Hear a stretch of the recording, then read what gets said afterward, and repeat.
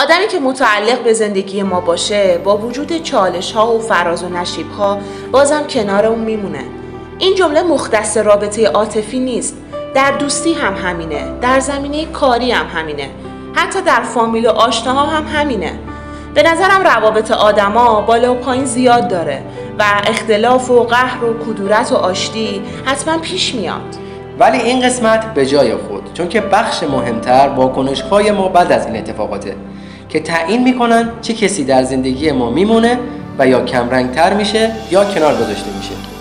بنابراین برمیگردم به متنی که اول گفتم. آدمی که متعلق به زندگی ما باشه با وجود چالش ها و فراز و نشیب ها بازم کنارمون میمونه، چون که ارزش ارتباطمون باهاش اونقدر زیاد هست که به خاطرش حاضر باشیم خیلی چیزا رو بپذیریم یا ازشون بگذریم. اما گاهی آدم‌ها متعلق به زندگی هم نیستند و دور بودنشون از نزدیکیشون بهتره. پس نمیشه به زور کسی یا چیزی رو نگه داشت، چون در یک رابطه درست خیلی چیزها حفظ میشه، اما وقتی در ارتباط اشتباهی باشیم گاهی تلاش کردن هم بی‌نتیجه میشه.